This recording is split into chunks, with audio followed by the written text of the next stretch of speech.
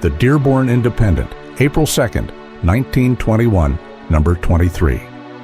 Mr. Ford's page. The time for a businessman to borrow money, if ever, is when he does not need it. If he really needs it, it is usually a sign that he needs something else first. The use of money in business is extremely limited. It cannot be the substitute of repairs and replacements. If a granary is losing out through rats, the cure is not to put in more grain, but to stop the rat holes. The businessman's best loan is made of himself, his brains, interest, application. A business cannot be cured by money poultices from the bank, but by surgical operations within. Loss is corrected by building up the processes of gain, not by borrowing. The cure of every business's difficulty is within itself. Internal difficulties must be met by internal corrections, not by external borrowings. The time for a businessman to borrow money, if ever, is when he does not need it. This is a rule whose observance would prevent a great deal of trouble and, what is more, would turn out a better disciplined class of businessmen.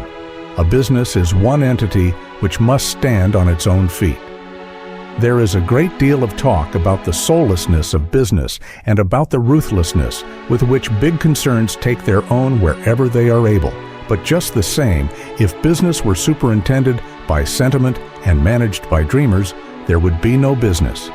It is the unconscious compliment which people pay to business that they always are ready to believe that business can help them. But who ever saw the public run to the aid of a sinking business? Why? Because there is an unconscious belief that the business that cannot stand on its own feet is not worth bothering about. And it is true. That is the whole austerity and severity of business. There is no monastic rule more austere. There is no military discipline more severe. That business is justifiable only as it serves, and that it is permanent only as long as it can stand by right and not by favor. A business concern is a living body, though not nearly so perfect as the human body. If the business entire were as united and as responsive as the human body, the progress that we are making now would seem nothing in comparison with the progress we should then make. In the human body, the executive functions located in the office, up in the head, are able to convey their orders directly to the hands, feet, eyes, or mouth. Normally, orders are precisely obeyed. But in business, it often happens that the executive ideas could not be recognized by the time they have passed halfway down the shop. Now, because business is like a living body, it is capable of derangement, sickness. We make a great mistake when we think that business becomes sick only from without. The real illness to fear is not depressed trade, that is an outer condition, but deranged functions, an internal malady. Take the tree. In times of good business, so to speak, it clothes itself luxuriantly with leaves. It pumps streams of sap from the nourishing earth.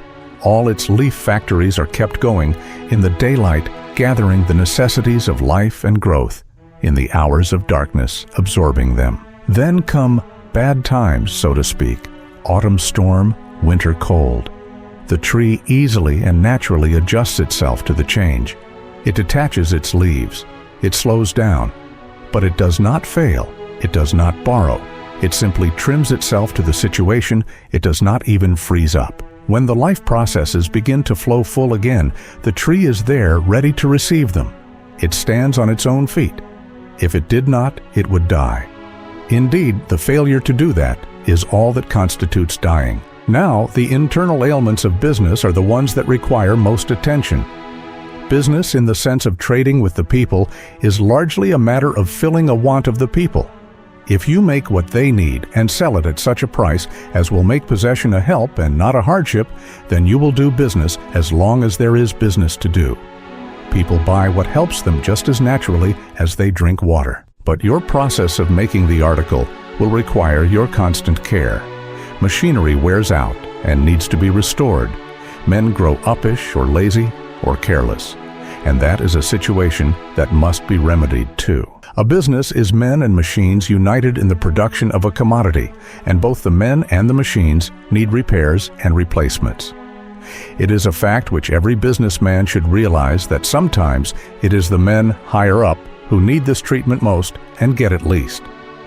When a business becomes congested with bad methods, when a business becomes ill through lack of attention to one or more of its functions, when executives sit comfortably back in their chairs as if the plans they have inaugurated are going to keep them going forever, when business becomes a mere plantation on which to live and not a big work which one has to do, then look out for trouble. You will wake up some fine morning and find yourself doing more business than you have ever done before, and getting less out of it. Keep on, and you will begin to feel the pinch. It is then that you show what is in you. It is the last examination to determine whether you are entitled to the degree of businessman. In such a situation, you can borrow money. And you can do it oh so easily. People will crowd it on you. It is the most subtle temptation the young businessman has. Or in such a situation, you can take off your coat, plunge into the business, and see what ails its internal workings. Go through it like a surgeon. Remove dangerous growths, cut off wastes, purge away accumulated customs which hinder, put your business on the operating table, and give it a chance for its life. If you borrow money, you are simply borrowing stimulus to whatever it may be that is wrong. You are feeding the disease. Is a man more wise with borrowed money than he is with his own? Not as a usual thing. To borrow under such conditions is to mortgage a declining property. The time for a businessman to borrow money, if ever, is when he does not need it. That is, when he does not need it as a substitute for some things he ought himself to do. If a man's business is in excellent condition and in need of expansion, which the business can take care of, that is another matter. But if a business is in need of money through mismanagement or a disorder of the internal functions, then the thing to do is to get after the business and correct the trouble from the inside, not poultice it by loans from the outside. Money is only another tool in business anyway. It is just a part of the machinery. You might as well borrow 100,000 lathes as $100,000 if the trouble is inside your business. More lathes won't correct it, neither will more money. Only heavier doses of brains and thought and wise courage can do it. A business that misuses what it has will continue to misuse what it can get. The point is, cure the misuse.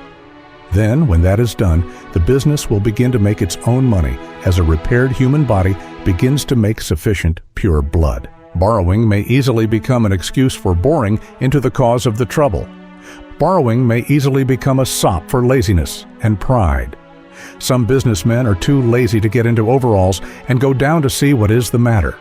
Or they are too proud to permit the thought that anything they have originated could go wrong. But the laws of business are like the laws of gravity, and the man who opposes them feels their power. Borrowing for expansion is one thing. Borrowing to make up for waste and mismanagement is quite another. You don't want money for the latter, for the primary reason that money cannot do the job. Waste is corrected by economy, mismanagement is corrected by brains and application, and neither of these correctives can be confused with money. Indeed, money under certain circumstances is the worst enemy of these desirable qualities. And many a businessman thanks his stars for the pinch which showed him that his best capital was in his own brains and not in bank loans. Borrowing under certain circumstances is just like the drunkard taking another drink to cure the effect of the last one. It doesn't do what it is expected to do. It simply increases the difficulty. It is the capstone of the young businessman's education when he sees that the tightening up of the loose places in his business is much more profitable than any amount of capital at 7%.